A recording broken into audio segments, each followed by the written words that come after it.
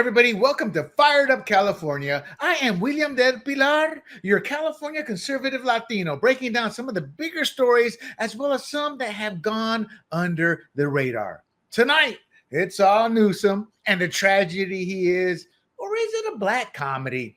Take your pick. But before we begin, don't forget to click the thumbs up and like while you listen.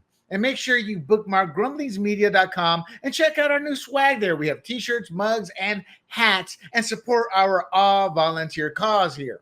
Then follow us on your favorite platform like YouTube, Rumble, Apple, Spotify, under the handle Grumblings Media. And with that out of the way, let's get into it and what I call the Newsom Watch: power plays, pressers, and presidential positioning. What I'm going to be doing is tracking Gavin Newsom's weekly maneuvers from crime optics to censorship flops. Why? He's building a national profile and he's testing the waters for a 2028 run. Yeah.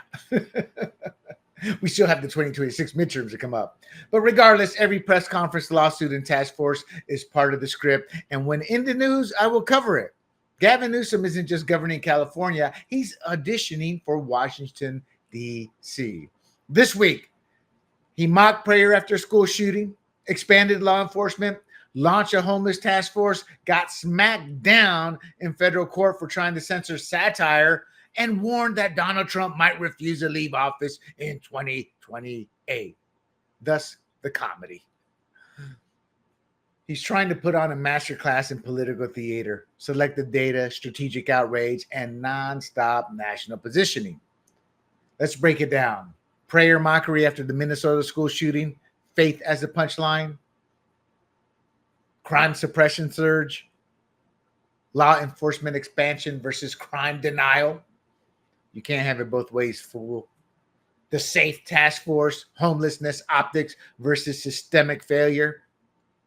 Deepfake law struck down, his censorship collapses, and satire wins. And then obviously TDS, the Trump 2028 meltdown, fear-mongering and projection. I want to start with the most serious of the stories. Newsom mocks prayer after the Minnesota school shooting. Faith as a punchline. So as we know, last week Gavin Newsom posted, or rather last week was a Minneapolis tragedy, the school shooting. And then Newsom posted on X, quote, "These children were literally praying as they got shot at," unquote. Obviously referencing the fatal shooting at Annunciacion Catholic School in Minneapolis and mocking prayer because the first thing we as Christians do is pray for the souls of the lost individuals, as well as praying for compassion, to have compassion towards those still here. He mocked that. 2 children, 8-year-old Fletcher Merkel and 10-year-old Harper Moisky, were killed. 18 others were injured during Mass. Newsom's comment was a direct response to White House Press Secretary Carolyn Leavitt, who was defending prayer after Jen Psaki's disgusting MSNBC rant. Quote, "Prayer is not freaking enough," unquote. Well, Jen and Gavin, maybe if we had had some protection at that church, like the Catholic leadership had been begging Tim Walz, because transgenders and others are targeting churches and schools rather like this. Give me this stupid nonsense. Jen Psaki, you are a disgusting, vile piece of trash. A miserable person. Maybe a little bit of God would help your soul. The backlash wasn't just political, it was moral. Faith leaders, conservatives, and grieving families, we all saw it as a direct attack on our belief. Now, Newsom's post obviously amplified Psaki's rhetoric and mocked the victims' final moments. The truth is, this wasn't a critique of policy, it was a swipe at prayer itself, at Christianity itself. Vice President J.D. Vance responded, quote, "Why attack people for praying when kids were just killed praying," unquote. Governor Kay Ivory of Alabama called the rhetoric evil and said, "Prayer works, Governor." Speaker Mike Johnson, quote, "The problem is a human heart, not prayer," unquote. Damn right. And Newsom Mayor Fry of Minneapolis, Jen Psaki, their hearts are black, vile, and evil. And recently, because there is no GOP pushback, the left has shifted from just immediately moving to gun control talking points to now open mockery of Christianity, especially prayer. This isn't the first time over the last few years this has happened. They mock because faith is a higher power than government. It unifies, it gives hope, and demands accountability beyond the state. It reminds us we will be accountable once we leave this plane. They want government to be the sole provider of comfort, truth, and control, and in essence, to be that higher power. It's no different than the Soviet Union. They seek to remove God because belief systems threaten centralized power. Prayer is dangerous to them, not because it's ineffective, but because it's independent. Now, Newsom's defenders claimed he was criticizing political inaction. The timing, tone, and target say otherwise. He didn't challenge policy. He mocked faith during a time of grief. He used dead children to score ideological points.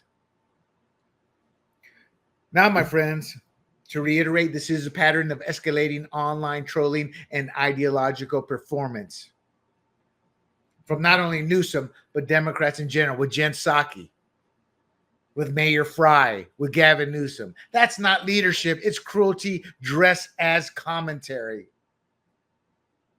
Newsom has increasingly weaponized tragedy to bait headlines and provoke outrage. Faith isn't the problem, Governor. Your contempt for it is. With the Minneapolis Catholic shooting, Newsom didn't just politicize a tragedy. He mocked prayer itself. 2 children, I repeat, 2 children were killed while praying, and he used their final moments to shame belief and faith. The backlash was swift and deeply personal. This wasn't a policy critique. It was ideological raw. California deserves a governor. Let me repeat that. California deserves a governor. What we got is a South, Jim Crow South mentality. Governor Newsom is what we have. We deserve a governor who respects faith, not one who weaponizes grief. Our presidents must respect faith, not weaponize grief. We went through one useless excuse of a human being with that already, or in Obama. Now Newsom's wanting to pick up the reins.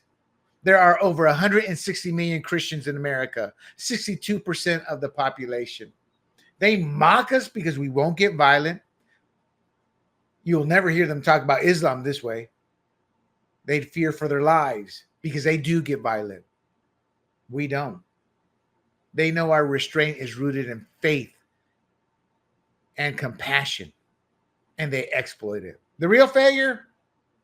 The GOP won't take these truths straight to the people to expose how godless the left has become. And I tell you this, in California, with all the Latinos here, most of them of Catholic upbringing, that's the most powerful tool you can find. And yet our own California Republican Party refuses to use it. And now's the time. Gen Xers are turning back to God and Christianity, but the GOP has grown godless in many ways themselves. What's that mean? That means we must do it ourselves. We must take a stand. We must speak boldly. Human nature will follow. Why? Because people crave hope, meaning, belief, and yes, faith. But we must also kick and drag the GOP with us. And if they won't move, we replace them with leadership that respects our faith and fights for it.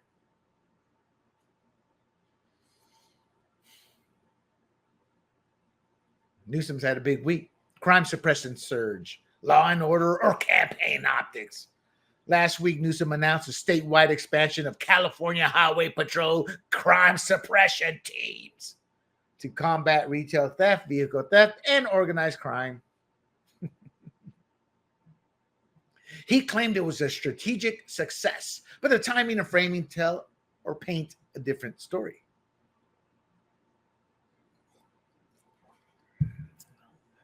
CHP teams deployed to high crime zones, LA, San Diego, Sacramento, the Bay Area, and more.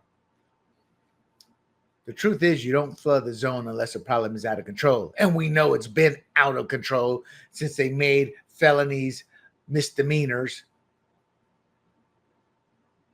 and let the inmates run the asylum. That is, the crooks control the narrative and they back it.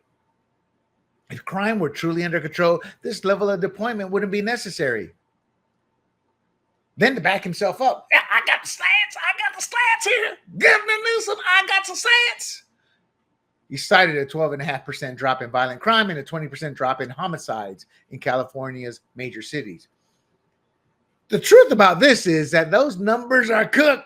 The books are cooked. I mean, right now you're seeing all Democrats. Oh! When you bring up the book, the crime stats are cooked. DC, New York City, Chicago, California, all the major urban cities are cooking the books like we've never seen before. You know why I know? I know cops, and they tell me it's a constant battle. There's always a senior person who's going up the political ladder who wants to minimize the stats. Nah, that murder, it's involuntary manslaughter. What murder? I didn't see anything. I mean, I'm serious. These people, that they reduce it. So the numbers are never truly true. And it's even worse in Democrat urban centers today run by governors or mayors who have higher ambitions to be governor, senator, etc. They're the ones who are going to cook the books worse. California is one of the worst states in the nation for submitting crime data to the FBI. Did you know that? I think you probably did not. In 2021, only 2%, I repeat, only 2% of California law enforcement agencies turned over crime data to the feds. That year, San Francisco, none of its 7 agencies reported crime for that year. That's called cooking the books. If you don't have the data, the input, you can't use it, and you can't give an actual number. And if they're not reporting it to the feds, they're not reporting it within their own books. Felonies are routinely downgraded to misdemeanors. We all know that here in California. Crimes go unreported because victims know they won't be prosecuted or taken seriously. And cops reclassify serious offenses to pad their own stats or out of frustration. They just don't go to the crime scene anymore. You want to know how many times I've been told cops won't go to a domestic abuse situation? One, because the DA won't prosecute, usually because the wife recants. And they won't go because they say that is the most violent scenario they can put themselves in. It's nothing but emotional hatred on steroids. And then the hatred shifts from the woman towards the husband to the woman towards the cop when the cop decides to arrest the husband. And these aren't isolated. They tend to recur over and over and over because it's the same people.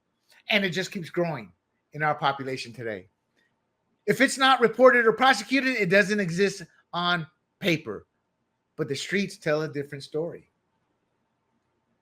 Now, officials touted the success of previous CHP deployments in Oakland, Bakersfield, and San Bernardino. Now, here's the truth. The temporary crackdowns, they don't equal long-term safety.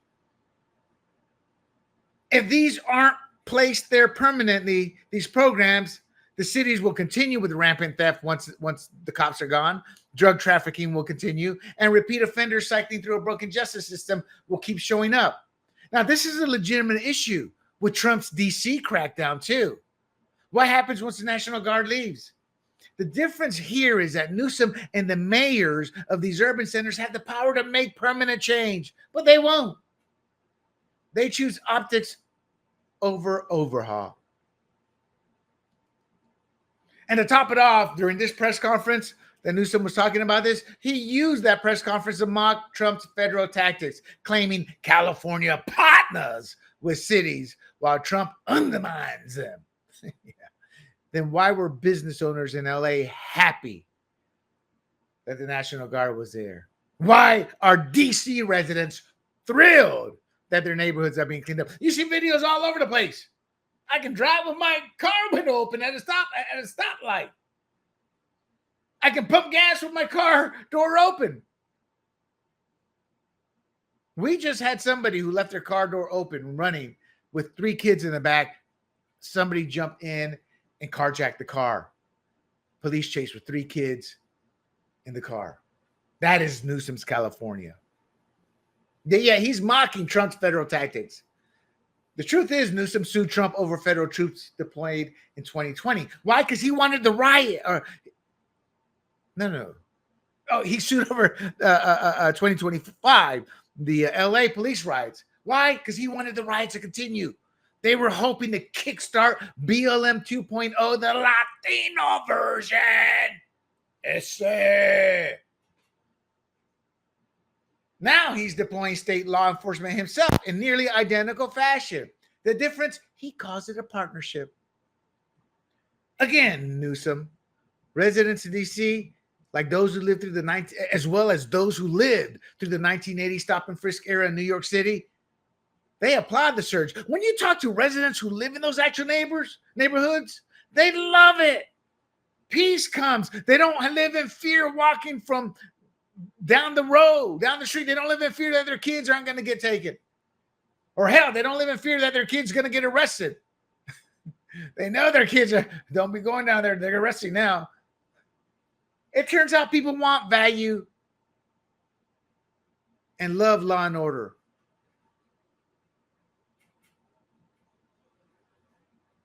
Value. Why the hell did I say value? Justice. People want justice, and they value law and order. Even Mayor Muriel Bowser, who initially resisted Trump's federal takeover, is now praising the results. An 87% drop in carjackings and a 15% overall crime reduction. And there were no homicides for 2 weeks. That's like the lowest number in like 20 or 30 years, something to that effect. Now, is this true love between Bowser and Trump? No, not really. It's political survival. Bowser knows the voters are responding to this safety and love it. And Trump's crackdown is delivering it. At the end, it doesn't matter. It's a partnership. And it's not undermining D.C. It's restoring D.C. Then he showed charts comparing California's crime rates to red states like Mississippi and Louisiana. Here's the truth about that. This is what you call playing the numbers. It's not cooking the books because technically he's true. It's true. But what he fails to tell you, the high crime in those states comes from Democrat-run urban centers, just like every other state. In Louisiana, it's New Orleans, a Democrat stronghold for generations. I don't know if they've ever had a Republican mayor. One of the highest homicide rates in the country, and a Soros-backed DA who's refused to prosecute entire categories of crime. In Mississippi, it's Jackson, Mississippi, run by Democrats for generations, and in 2024, it had the highest homicide rate in the nation at nearly 78 per 100,000 residents. These are 100% run Democrat cities. That's why those numbers are there. Do you think Newsom's interested in telling you that truth?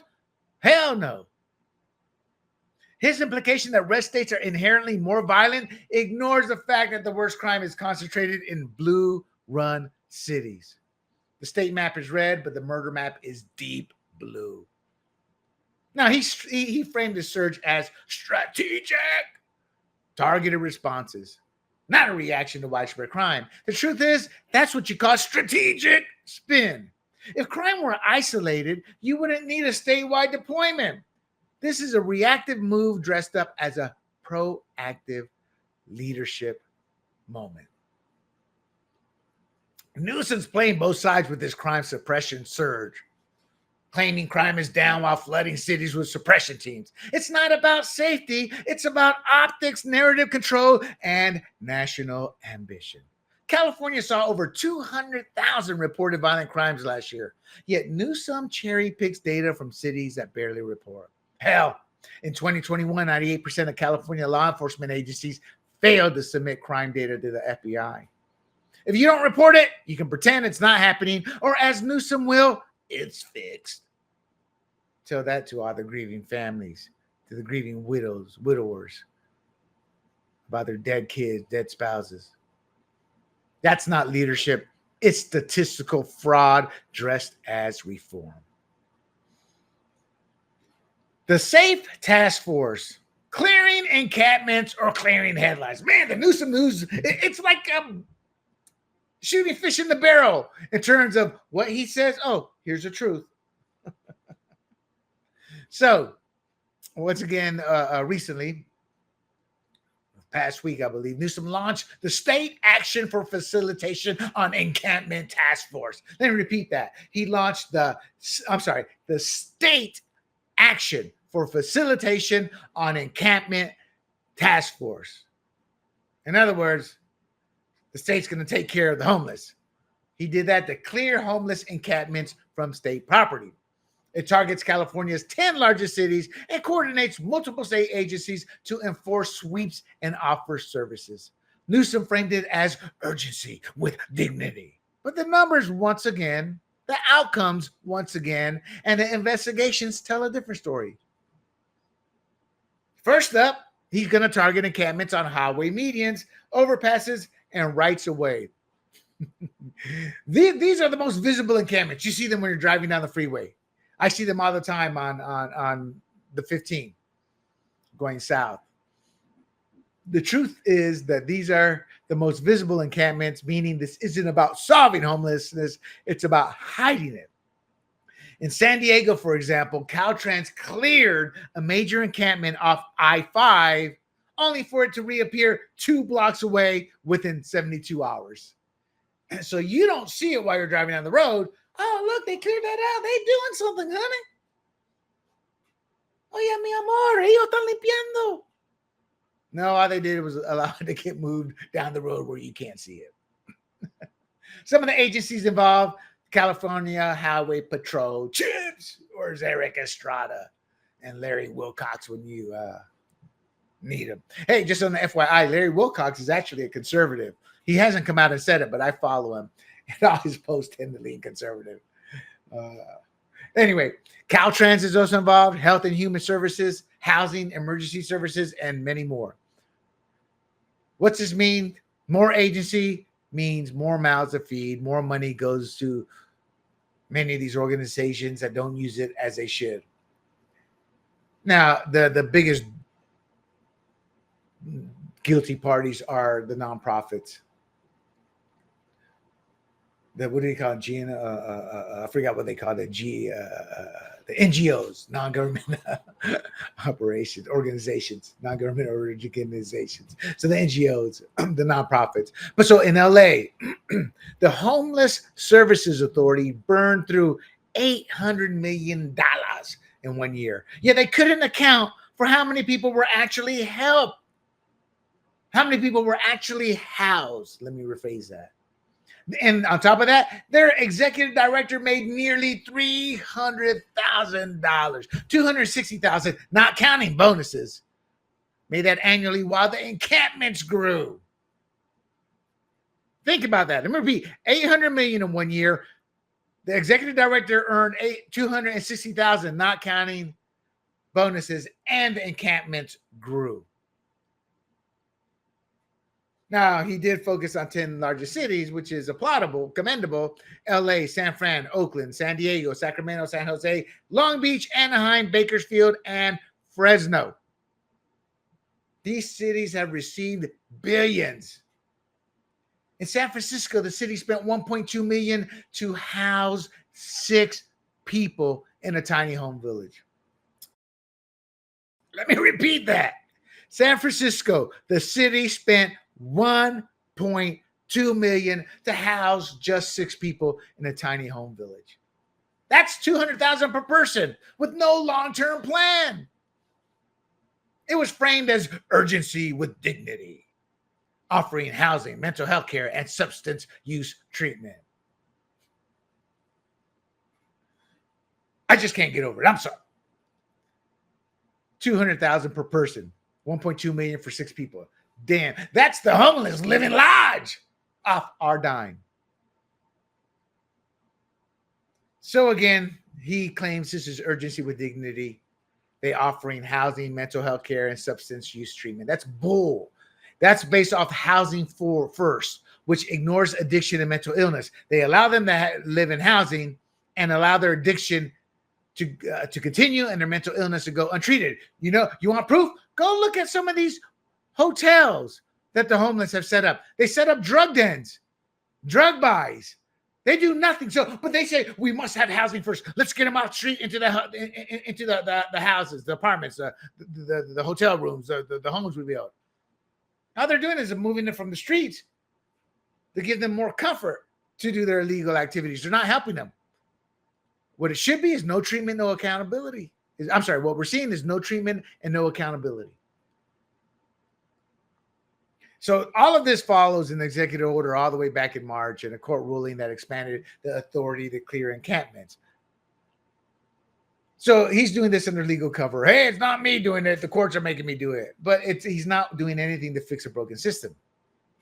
He's kicked back into his crony supporters while the homeless situation continues to grow. There's no new plan with his latest iteration of wanting to help the homeless. So in Sacramento, they cleared encampments, were relocated to motels, $120,000 per room annually. I'm going back in the past what's happened. That's going to continue. $120,000 per room annually. Many sat empty while nonprofits pocketed the overhead. Newsom claims California is outperforming the nation on homelessness, citing selective data from LA and Riverside. The truth, California leads the nation in homelessness by far. Over 171,000 homeless residents statewide, nearly a third of the entire U.S. homeless population. HUD flagged over $1 billion in mismanaged funds. Think kickbacks. Political cronyism.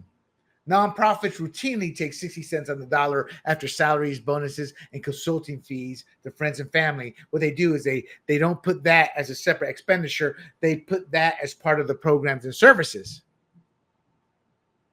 Thus, when they look at salaries or administrative expenditures, you're only looking at about 38 to 40 cents on a dollar. But when you break down those programs and services, that's where you find the big salaries, the bonuses, all that. And it pops up to about 60 cents. So think about this. Every dollar given to them, 60 cents is going in somebody's pocket. Some of it's necessary, but most of it's greed. How do I know this? I worked in the nonprofit field. I saw firsthand the arrogance of those who would come in late, demand the highest salary possible, who would leave early, all in the name of, I'm doing the work of God. I'm doing the work of the greater for the greater good. So I deserve to be able to do all these immoral activities and look in the mirror and say, or rather rationalize it away. The SAFE task force is not solving homelessness, people. It's staging it. California has spent over $24 billion on homelessness since 2019. I sound like a broken record, but you must never forget that. $24 billion on homelessness since 2019. Yet we still lead the nation with more than 181,000 homeless residents. Did I say 170,000 before? Oh, it's right, 180,000, right around there. Up by over 30,000 in 5 years. In LA alone, again, 800 million vanished in 1 year, and nonprofits skim 60 cents on the dollar. Oversight is collapsing, federal investigators are circling, and Newsom's task force is nothing but a campaign stunt dressed as compassion. Taxpayers aren't funding solutions, my friends. They're underwriting corruption. Newsom in the news, number four. Governor Newsom. Deepfake law struck down. The Babylon Bee wins and Newsom loses. So on August 30th, a federal judge struck down 2 anti-deepfake laws aggressively pushed by Governor Newsom. Governor Newsom, who doesn't think a baby is far along to abort. That's why I say that. He reminds me of Governor Northam of Virginia. Governor Newsom, kill that baby. That's my philosophy. That's Governor Newsom. Anyway, I'm digressing. The Babylon Bee and X sued, arguing the laws censored satire and violated free speech. And they won. And Newsom's censorship crusade, ripped from the pages of Orwell's 1984, met the Constitution head on and lost. So what am I talking about here? Y'all like, well, deepfake, AI, what you talking about, William? What you talking about, boy? It was triggered by a viral AI parody video of Kamala Harris that was shared by Elon Musk. Newsom's crackdown was personal. Had to protect Kamala, horizontal Harris. I don't think Newsom ever got horizontal with her, but he did with his best friend. And he'll screw this country as easily as he screwed his best friend's wife. Never forget that. Regardless, Newsom saw parody, but it was effective parody, panicked and tried to outlaw mockery, and the Democrat legislature acted. That's not leadership. It's thin-skinned authoritarianism turned into law by a crony legislature, all too happy to act on it. Power corrupts, absolutely. And that was in the form of AB 2655, required platforms to label or remove materially deceptive AI-generated election content. This wasn't about protecting voters. It was about controlling the narrative. The law gave politicians the power to silence critics under the guise of misinformation. Who gets to determine what misinformation is? We know when the Dems do it, just call it lies. All of our conspiracy theories we were accused of being part of have proven to be true, starting with the most infamous of them all, the Russia hoax. Then there was AB 2839 that banned distribution of deceptive AI content 120 days before an election. That's 4 months of pre-election silence. The bill didn't target fraud, my friends. It targeted dissent, satire, and parody. Shades of monarchy and the kings. It was a gag order dressed as reform. Newsom bragged about signing the bill, saying, quote, "It's critical that we ensure AI is not deployed to undermine the public's trust through disinformation, especially in today's fraught political climate." For those that can't understand me, it's critical that we ensure AI is not deployed to undermine the public's trust through disinformation, especially in today's fraught political climate. He sure bragged about it in elegant terms. But the truth is, that's the language of control, not transparency. Newsom wasn't worried about trust. He was worried about losing control of the message. Kudos to Judge John Mendez. He ruled that AB 2655 violated Section 230 and AB 2839 violated the First Amendment. The court didn't just reject the laws, it dismantled the entire premise, Newsom's entire premise. Quote, "The government cannot preemptively sterilize political content or dictate the canon of comedy," unquote. And that's a direct rebuke of Newsom's censorship agenda. Now, the Babylon Bee joined the lawsuit from X with backing from Alliance Defending Freedom. The Bee wasn't just defending satire, it was defending the right to mock power. Newsom's laws would have neutralized political humor and handed the state editorial control over online speech. Shocking. Newsom didn't just support the AI deepfake laws, he championed them. He wanted the power to scrub political content. He wanted the power to silence satire. He wanted the power to punish dissent. He wanted the power that King George V had. You know, the guy we fled England from, to found America. That's not democracy, it's dictatorship. A would-be emperor with a legislative body doing his bidding. The court's ruling wasn't just a legal defeat, it was a rejection of Newsom's worldview. A worldview where the state decides what's funny, the state decides what's true, and the state decides what voters are allowed to see. Damn! That's shades of Panama and Noriega and Torrijos, two dictators I saw growing up. California dodged a censorship regime, and Newsom got exposed for what he is, a man who would be king. All right, let's close it out. First, with, where am I at? Oh, yeah. Here we go. Let me show you guys what we got here. We got the classic Grumbling coffee mug. This is a big old 15-ouncer, and I'm enjoying mine. I love our logo. I encourage you guys to swipe the code there. I'll leave it up for a minute or two.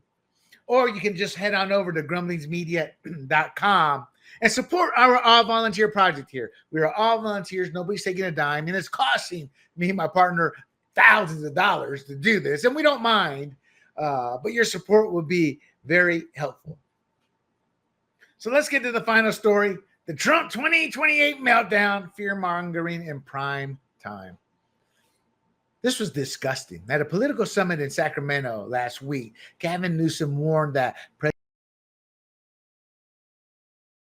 will attempt to stay in office, limit fear-mongering with no pushback by the pathetic excuse of a man. He's a duck with a C. He's a pajama boy. He's a vajayjay. Because he didn't push back. Newsom cited Trump 2028 hats he's received, a painting of FDR, and alleged private police force. The audience laughed, and then Newsom scolded them. This guy wants to be taken seriously. This wasn't Newsom's first meltdown. He even called a special session in 2024 to Trump-proof California. That session produced nothing but headlines, but it cemented his role as the anti-Trump candidate in waiting. He claimed to receive over 24 Trump 2028 hats from supporters. Look, the Trump organization sells novelty hats. Newsom treats them like evidence of a coup. That's not analysis, it's paranoia. And now that he's crying about it, he'll probably receive thousands by the time you hear him watch this podcast. That's how mockery works. He accused Trump of building a personal police force using immigration agents. The truth, this isn't speculation, it's a lie. And the reason I say that is that that's how it was presented to me. Oh, he's speculating that way. No, it's not. He's stating it as fact and he's lying.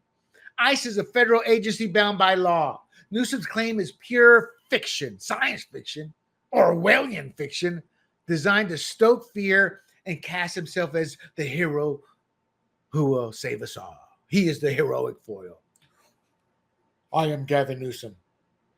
I will do to you, United States of America, as I did to my best friend's wife. Screw you over. Screw you hard. He suggested agents could be sent to polling places to influence elections. Again, a flat-out lie.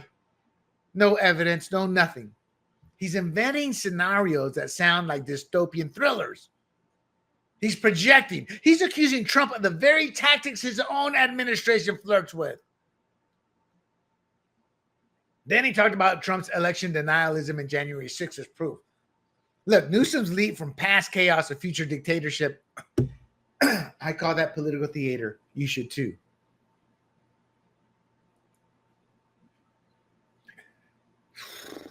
He's not warning voters. He's baiting headlines.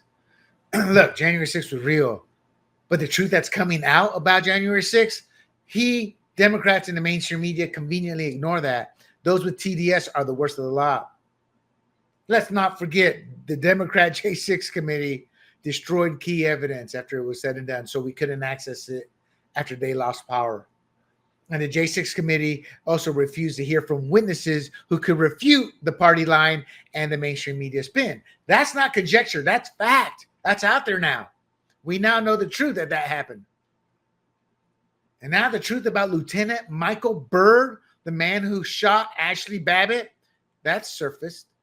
Babbitt was unarmed, posed no threat, but Byrd murdered her. He's not just a flawed officer. He's a corrupt, contemptible, vile human being. It's been documented about his misconduct, recklessness, including leaving a loaded Glock in a Capitol restroom. And he also refused to answer investigators' key questions. And, of course, they protect their own. He was shielded by secrecy and double standards. They hid his identity for months. And in a final insult, he played the race card to deflect criticism for killing an unarmed petite Anglo woman. Newsom is inventing dystopian scenarios while accusing Trump of the very tactics his own administration would see happen. It's projection, plain and calculated. Then he recalled a February Oval Office meeting where Trump allegedly admired a painting of FDR, implying a third-term ambition. Look, admiring FDR, why he would, I don't know, but that doesn't equal plotting a third term. Newsom's interpretation is nothing but speculative at best, manipulative at worst. It's a kind of narrative spin you'd expect from a campaign strategist. Ain't that right, Governor Newsom? Now Trump responded. Trump's always trolling. Probably not, but I am popular. That's not a plan. It's a throwaway line. That's classic Trump trolling. Just like when he joked about Russia checking Hillary's emails. Democrats, especially the idiot Bill Maher, turned satire into scandal. You would think Bill Maher would recognize satire, would recognize trolling. But his TDS is so deep, he's up the ass of TDS so bad, he's going to stink till he dies. Newsom's doing the same, twisting a vague comment into a constitutional crisis. It's alarmism built on air or hate. Newsom's Trump 2028 meltdown wasn't a warning. It was a campaign pitch. He's projecting authoritarianism that Democrats began with who? Obama's presidency. And that's rooted in FDR's centralized rule, all while rehearsing his own national rise because he sees himself as the man. The 22nd Amendment is clear, 2 terms, period. But Newsom's rhetoric isn't about law, it's about leverage. He's not defending democracy. He's exploiting fear to elevate himself. California deserves a governor focused on facts. We deserve a president who focuses on the people, not fantasy projections of Trump in year 12.